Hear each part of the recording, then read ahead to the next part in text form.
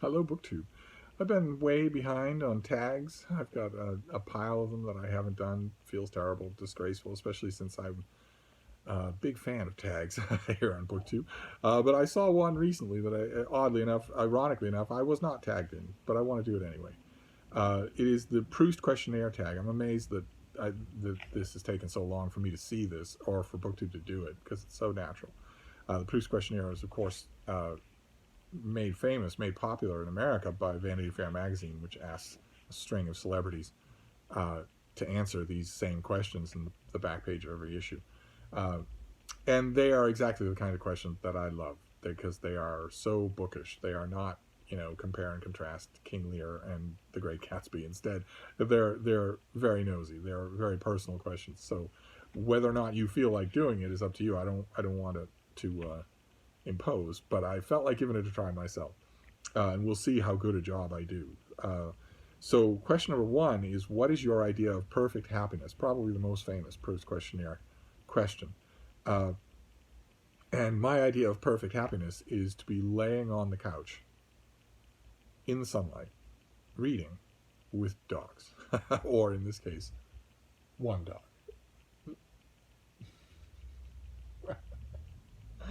That is my idea of perfect happiness. And you might be thinking, oh, you're just contouring your answer to your daily reality. No, no, I'm not. Instead, I'm doing what you should do. I contoured my daily reality to be my greatest happiness. That is what that is why that sounds that way. It's not the other way around. Uh, if you're not doing the thing that gives you perfect happiness every day, then you're making a mistake. You don't get another life. You just get this one life. You should work to make sure that you do what gives you greatest happiness at least a few times a day. Uh, uh, the next question is, what is your greatest fear? For me, that would be dementia. There's no history of it in my family on either side, going back to the Battle of the Boyne, but nevertheless, I worry. Uh, Next question is, what is the trait you most deplore in yourself? This is something I mentioned on this channel before, and that is, I guess you could say, my temper. Although temper isn't the right word. Uh, Temper is the pebble, but not the avalanche. I'm talking about temper out of control, temper indulged, temper exalted in. So the word that I typically use is an old-fashioned one from the Seven Deadly Sins, and that is wrath. Uh, that is the trait in myself that I deplore the most. I've certainly had most occasion to deplore it. It's cost me a lot, and I believe that I have it mostly under control. And the way to control it for me is to stop the pebble. I think most people would think that nowadays, if the people that know me in real life would say, yeah, you're virtually never out of temper. I virtually never see flashes of temper. And I would hope so, because that is very intentional on my part. That the flashes of temper are the pebbles that lead to the avalanche. If you stop the pebbles, the avalanche is less likely to happen. That's been my approach anyway, and it's so far working. Next question is, what is the trait you most deplore in others? In the 21st century, that would be self-absorption, where you literally cannot care about anything outside of yourself. I see a lot of that in the world, in YouTube, and even in BookTube. uh, which living person do you most admire? I'm assuming this question refers to humans, and in humanity, I would say probably Jane Goodall. Um, Next question is, what is your greatest extravagance? You might think it's most stuff Oreos. Some of you have been sending me most stuff Oreos, and it's very nice. But there's something even more sinful than most stuff Oreos. Something I found while shopping for groceries online about a month ago. Uh, I hadn't known that online grocery shopping was even possible, and much less how easy it was. And one of the delicacies, one of the little desserts that I found there, is a little tray of these little chocolate chip cookie sandwiches with sort of ice cream in the middle. They are so good. Oh my god, they are so good. Oh my. As far as extravagance goes, that'll do it for now. They are just unbelievably delicious. Uh, next question is, what is your current state of mind? At the moment, my normal state of mind, which is enthusiastically interested in everything around me. The next question is, what do you consider the most overrated virtue? I don't know how to answer this question. I never understand when celebrities and intellectuals and whatnot answer this question. They tend not to answer the question. They tend to substitute. Uh, their answers tend to be, what is the most popular fake virtue? So they hear the question, what is the most overrated virtue? And they answer with a fake virtue, something that drives them crazy when people pretend. And that I can understand, but that's not the question. There aren't any overrated virtues, as far as I'm concerned. They're in too small supply as it is. The next question is, on what occasions do you lie? Here my answer is very pro forma. It's very ordinary. Obviously, I'm not going to tell a major lie under any circumstances, but I'm going to tell minor lies, if telling the lie saves the feelings of someone on a non-trivial grounds. The same way, the same reason, the same circumstance that anyone would lie. Next question is, what do you most dislike about your appearance? I know this is a weird answer to give in the age of social media, but I don't care. And I don't care enough about my appearance to like or dislike anything about it. I have always been largely ugly, and I'm perfectly okay with that. I don't care one way or another enough to have a thing that I dislike. I'm not going to say, oh, I don't like the way my neck looks, or oh, my ears are bad, or whatever. It's just not the way I think at all. The next question is, which living person do you most despise? There are 3 people. I think, as I mentioned on this channel before, I think that's a pretty low number considering the number of people that I have met and known in my life. There are 3 right now who I despise. I actively wish them harm. I would be happy if I learned that harm befell them. Next question is, what is the quality that you most like in a man? And that is the kind of nimble, adaptive playfulness that is typically viewed as a characteristic of youth. For good reason, because most men just let it leach away. They don't keep it at all, which means that men over the age of 30, but certainly over the age of 50, are usually just unbelievably boring. You know already everything they're going to think and say and feel. You know that none of those things are ever going to change for any reason whatsoever, except maybe to get worse, more narrow, more didactic. No, I like to keep the mental knees nice and flexible. That's the quality I like most in a man. And what is the quality that you most like in a woman? The phrase that I've always used is justified confidence. So young women who are posers, who say, oh, yes, queen, or whatever, and have nothing to show for their confidence at all. They can't do anything. They're incompetent and stupid. Not so much. But women of any age who are confident, not cocky, but confident, because they know what they can do, because they know they've got the stuff. I love that. Absolutely love that. Next question is, which words or phrases do you most overuse? Honestly, this is one of these Proust questions where I would think it would fall to someone else to say. I don't know if I overuse any words. I'd like to think I probably don't. Overuse tax, yes. Overuse arguments and lines of argument, sure. But words and phrases, I'd like to think that I've been writing for a long enough time so that I don't do that. Because overusing phrases in writing is just a cardinal stupid sin. But I don't know. It would largely, I think, fall to someone else to say. The next question is, what or who is the greatest love of your life? One can never tell for sure, but as far as I can tell, there was such a person. He was the best friend I've ever had. And he's been gone for a long time now. A long time. 20 years, maybe more than that. I'm not good with time, with dates, so I'm not exactly sure, but it's more than 20 years. Let's see here. Who and when? Well, next question. Who and when were you the happiest? When and where were you the happiest? And although I don't stint my own happiness day to day, if we're talking in terms of these questions, it would be that best friend of mine. There was a beautiful, beautiful high spring day, beautiful sunlight. We were on our backs on the grass in a wooded part of the area around a thing called Jamaica Pond. There are woodland areas that extend up off it into the low hills. They're away from the paths that most people go to the pond in order to use. And we found a patch of grass. There were trees all around us with the dappled sunlight falling there. We're both flat on our backs, just sort of my arm around him, just his thoughts threading in and out of my own mind, and mine threading in and out of his. The most oneness with a living being that I've ever experienced. Next question is, which talent would you most like to have? Good Lord. You can name it. Music. I don't have any musical ability. Gardening. We've gone through that. Psychodrama on this channel. Cooking. It would be absolutely great to me to have the patience and the skill to know how to cook elaborate, delicious meals, or even simple, plentiful meals. There are plenty of simple, plentiful meals, like things that you finish the multi-steps involved in cooking them, and you've got tubs of containers of leftovers for weeks. I don't know how to do any of that. I wish I did. Next question is, if you could change one thing about yourself, what would it be? I would probably change my physical age. Not my appearance. I don't care about my appearance at all, but I'd probably change my physical age. I'd probably give myself another 40 years. Or go back 40 years.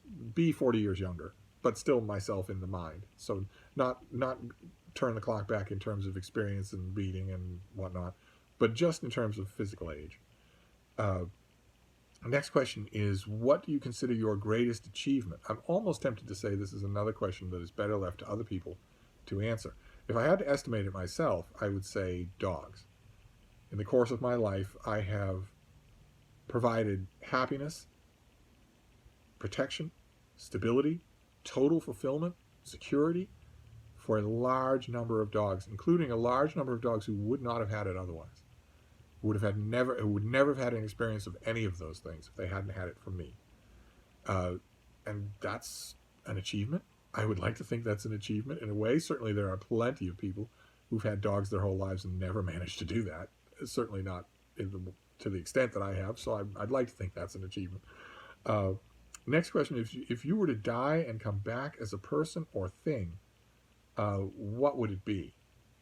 And I honestly, my first reaction to this question is, how on earth would I know? I don't know what it's like to be any other thing, so how do I know that it's preferable? I certainly wouldn't look at another thing or another person and say, yeah, I'd rather be that than me. No, not at all. So I don't have any idea how to answer this question. I never know how people do. I assume it's just because they look at something like, wouldn't it be nice to be a Rockefeller or a Rothschild and have all the money in the world and no cares at all. But it's possible to go through life without a whole lot of cares, without a whole lot of money. So I never know how to answer this question. It's one of the only ones I'm going to pass on. The next question is, where would you most like to live? Right here.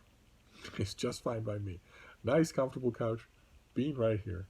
It could stand for it to be sunnier, but I'm here, right where I want to be, in my favorite city in the world, with my favorite person in the world, comfortable as could be, and with a whole slate of great, interesting work to do for the next 12 hours. So this is right where I want to be. Next question is, what is your most treasured possession? In terms of value, monetary value, I have no idea. In terms of treasure, in terms of, boy, I would find it extremely inconvenient to live without this, it would be whatever MacBook Air I'm using at the moment. Right now, I have a wonderful workhorse 11-inch MacBook Air that somebody was selling online 2 years ago for a song because it has a little cosmetic dent on the top lid. Honestly, there's nothing else wrong with it other than that. And I lucked out. I totally profited from the weird status symbol collective itis of Mac fans, for whom a tiny little blemish like that is a total deal breaker. So, and that MacBook Air I'm never without it. I read on it, I write on it, I Skype on it, I Zoom on it, I text on it, I email on it, everything. So that would probably be, in that sense, my most treasured possession. Next question is, what do you regard as the lowest depth of human misery? I actually have an answer for this. It's very visceral. Some of you will know, a lot of you will probably know what I'm talking about. When you're vomiting, there's a moment, sometimes longer than a moment, where you're in the middle of it. Maybe you've just vomited and you have that momentary rush of relief, and then you know that it's coming again.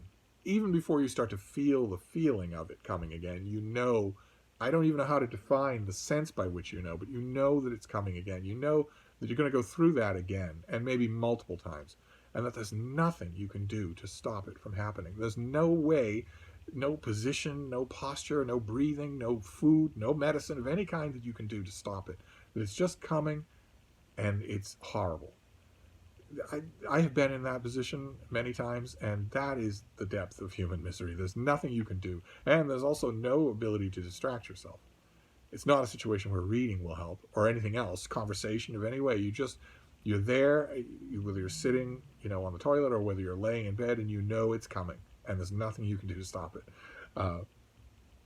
I don't know if that's the lowest depth of human misery, but that's on my mind. Next question is, what is your favorite occupation? For me, it's writing book reviews, specifically writing a review of a very good book or writing a review of a very bad book. Either one of those cases. So in terms of favorite occupation, I get to do my favorite occupation literally every day. The next question is, what is your most marked characteristic?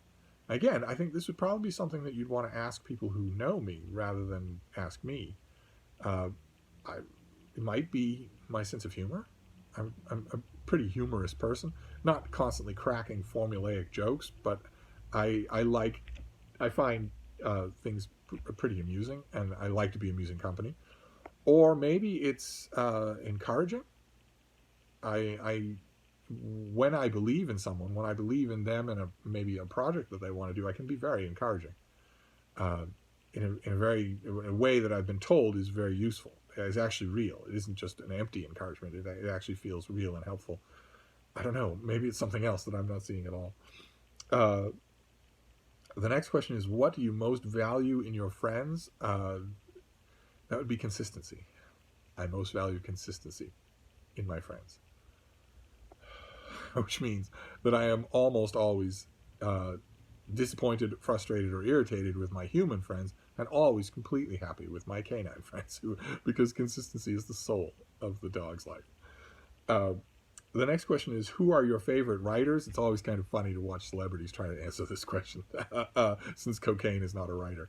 But I made a list here: Ovid, Erasmus, Mary McCarthy, James Merrill, Elizabeth Bishop. A few more poets on there than I think a lot of people would expect, but nevertheless, the authors that I would consider favorites, the ones that I know, the ones whose work really adapts itself to my daily life, it'd be those, but there'd be others, but those are the ones that came to mind. The next question is, who is your hero of fiction? I don't really have this. For me, the characters in fiction are characters in fiction. They aren't people. So it's impossible for me to make a hero out of the fictional creation of someone's typewriter. I don't really have an answer. In terms of a character that I can sort of see living in a way that I kind of like, or espousing values that I kind of like, maybe Frank Skeffington from The Last Hurrah, from the novel The Last Hurrah, but it would be very tentative. The next question is, which historical figure do you most identify with? And for me, that would be a figure from the American Revolution named Charles Lee, which a lot of you will know one of his descendants, Robert E. Lee, but you might not know Charles Lee. But I identify with him for 3 reasons. He was butt ugly. He liked to kiss his dogs on the lips in front of other people, didn't care at all, smooched me right on the face. He was never without them either. They were always with him. They slept in bed with him. They ate with him. He fed them from his own hands and then ate with those same fingers. It widely disgusted the people around him, but it's immediately identifiable to me. And also the third way of identifying with him is that he also thought that George Washington was an overrated buffoon. so Charles Lee would be my answer. Next question is, who are your heroes in real life? And here I want to dodge out of the question just on nomenclature, because I think having heroes is dangerous. There are people I admire, but I don't know I don't think that anyone calls admiring someone making a hero out of them. There are people I admire, even some people on BookTube that I admire. But heroes implies something else. It implies a abnegation of the self that I think is unhealthy. I think it only leads to disappointment. The current phrase on YouTube is "don't meet your heroes." That's the current phrase on Twitter as well. When a blue checkmark social progressive on Twitter says Gather around, y'all. Let me give you some advice. Don't meet your heroes. What they really mean is, I should be your hero. So I try not to apply that term. The next question is, what are your favorite names? Well, Rudolfo's really nice, but any name would be better than Steve Donoghue, for Pete's sake. In Donegal, it's practically John Smith. And the first name, Steve, it sounds like you're pleading for your life. It sounds like to quote from Blazing Saddles, it sounds like steam escaping. It's not like brick or something like that, or jumpa. Instead, it's just steam. I've never really been all that fond of it. Rudolfo's really nice though. Then the next question is, what is it that you most dislike? A huge, broad question, but I have an answer. It's a bit of a Debbie Downer answer, but in the world, always, but let's just talk about the 21st century, there is a vast, and I mean unimaginably vast, so that you would not be able to get your imagination around the whole extent of it. There is a vast ecosystem, just a huge atmosphere of cruelty to animals. All animals, all kinds of cruelty. You think, a dog who's chained to a post in a yard in all weathers, and the chain is only 2 feet long. He can't go anywhere. He can't escape the weather, that sort of thing. You think of that, but I'm thinking about that and literally a million other examples. Literally a million. From the Indian smallhold farmer out in the countryside, who, rather than put up the money for fences that will keep elephants out of his crops, instead hires village boys to sneak up to the elephants and set them on fire and then film it. This person, and often just to amuse themselves, the children will set the calves on fire as well, and there'll be films of these people screaming in agony, running in fear, while a whole crowd of villagers laughs because it's so funny to see. I'm talking about everything in between those two things, and also I'm talking about animal cruelty. I should probably stop, shouldn't I? You think I'm being cruel when you don't get your treats. You're a bit spoiled. Also, even the little kinds of cruelty that happen from the hands of people who think they're being nice. Plenty of human pet owners are being cruel without even realizing it, because they're not granting their pets agency, to use the 21st century term. They're not saying, what do you want? They're saying, what do I want? So, I'm going to teach you a bunch of stupid tricks for my own amusement. And I'm going to take advantage of the fact, if you're a dog, for instance, I'm going to take advantage of the fact that you want to please me. So you will do this thing even if it makes you look ridiculous. Just the whole enormous atmosphere of animal cruelty in the world is what I most dislike. That's why I am so incredibly pleased and relieved when I see a rare example of an animal getting rescued, in any sense of the word, whether it's having them taken out of a concrete cage in a 2-bit Belarus zoo and given a life in a sanctuary, the life they should have had, or whether it's a neglected, totally ingrown dog at a shelter being given a home, having a human say, I know what you need and I'm patient enough to give it to you. Anytime that happens, I feel 10 pounds lighter, and I feel wonderful when that happens.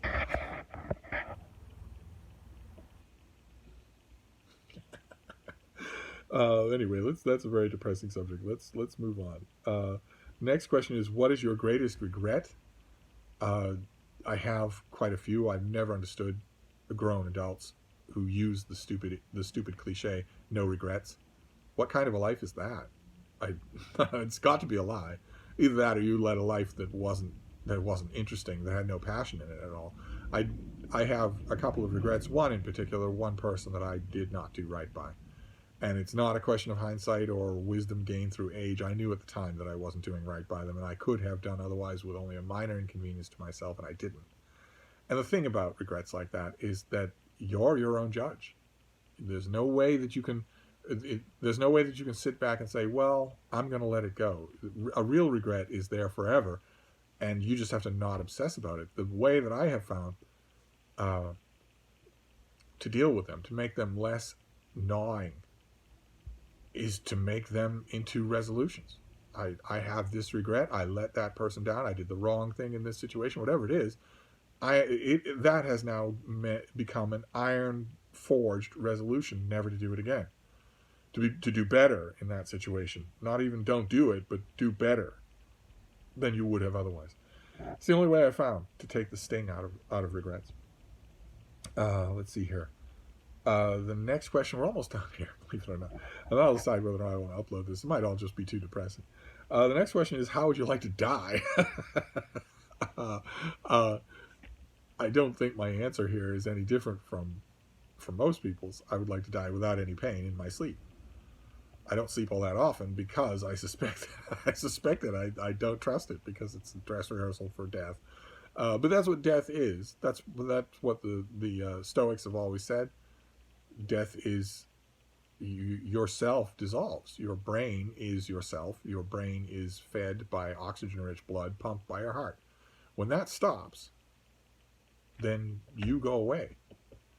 And shortly after that, the tissue, which is dependent not only on the oxygen-rich blood, but on the liquid in the blood, the tissue starts to go away as well, and you become just component physical parts. But you are gone. As gone, as I always say on this channel, you are as gone as the images that used to be on a strip of film right before it was hit by sunlight. It's not like those images are recallable. They're not there anymore, but they were there. They're just gone. All the raw material is still there, but the thing that was on them is gone. The colloidal suspension of chemicals has been dissolved. And, Stoics and a whole bunch of other types of humans have said all throughout, there's nothing frightening about that. That's a sleep without dreaming. That's all it is. It's the thing that people tend to worry about is how they get there. So, I do too. So what I would like is to retain my full capacity, have a wonderful meal with wine and calzone and friends here in this room, rip the heart out of a book that someone slaved over for years, and then go to sleep with a dog in my arms whose care I have guaranteed in the hands of others, and just die peacefully in my sleep, so that there's no torment. Do you want to go down? What's the matter? Come What's the matter? She don't really want. She really does. She has something that she wants. It's not. She'll settle for going down on the couch and then down on the floor. But what she really wants is to go outside. So we'll wrap this up. Fortunately, we're at the end of the Proust questionnaire. The last question is, what is your motto? And I actually have one, and I've often thought that it's a really good practice for people to have a personal motto. There used to be that it was a normal thing. It's gone out of fashion. People don't have personal mottos anymore.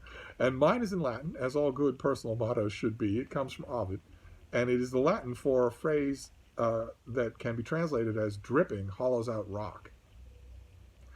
And it's a motto that is meant to nod in the direction of the value of persistence, which I certainly believe in, and like to think that I show. I am pretty dogged, no pun intended, when I want something. There you go. That is the Proust Questionnaire, finally making its way onto BookTube. I think I saw this on...